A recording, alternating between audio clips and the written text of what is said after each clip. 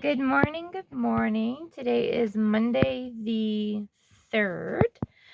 So a couple days ago, I did a video on some chicks that we are incubating.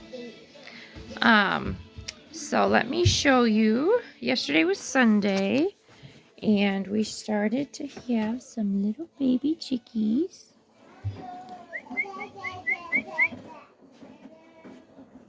So we had 8 of them hatch, most of them yesterday.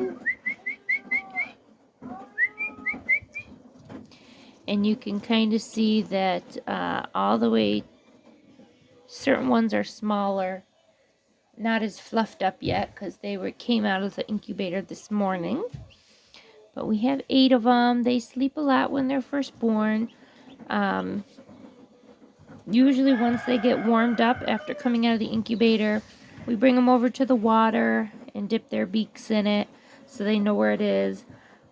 And then we kind of tap on the food dish there as kind of like making a pecking sound, and then they'll learn where their food is from that.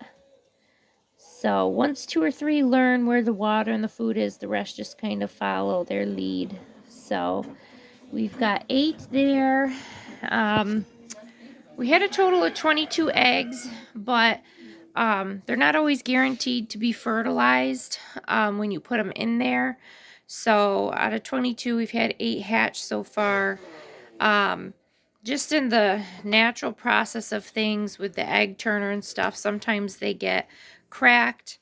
Like here's one that we know is not going to hatch because on the 2nd or 3rd day after putting them in the incubator, it developed a little crack there. So there's no way for the egg to develop. But this blue one here has a little bit of a crack in it. So that might be what's called a pip. So when you're incubating eggs, first what they'll do, this is for quail and for chicken, they'll peck a little hole. It's called a pip. They have a special little sharp tooth on their beak that helps them, and that eventually that tooth kind of gets rubbed off over the next couple of days after hatching. But first they will pip, which is putting a little air hole or a little crack in the egg for them to breathe, and then they zip.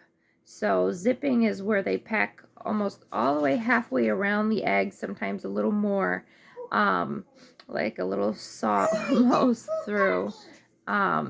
So, and then they will push their way out. So we're always looking for signs of pipping first, usually within 24 hours of them doing a little pip, they'll either hatch or not. So this is day 22. So if there are no more that hatch by tonight, we will turn the incubator off and check the rest of the eggs because they're just not going to hatch. We've learned, yeah, go use soap and water. We've learned with the quail and everything that usually if they're not hatched by the 2nd day, those that do happen to hatch or push their way out on the 3rd day, they usually just don't survive. I don't know, they just didn't develop properly or fast enough. They're usually just not strong enough, and they usually don't make it. So we usually just chuck the eggs by the end of the 2nd night. So we're excited to have little chickies again. Miss Helen gets to choose her chicken and name it. We'll keep it here. It'll be her special chook. But we've had to kind of create a little contraption here because the cat tries to get in there and bat away at them, and will probably eat them. So can we save some? We are saving them all, silly. We're going to keep them all. So that's exciting. Sayla's excited to have some chickies again, right? All right, we'll see you guys later.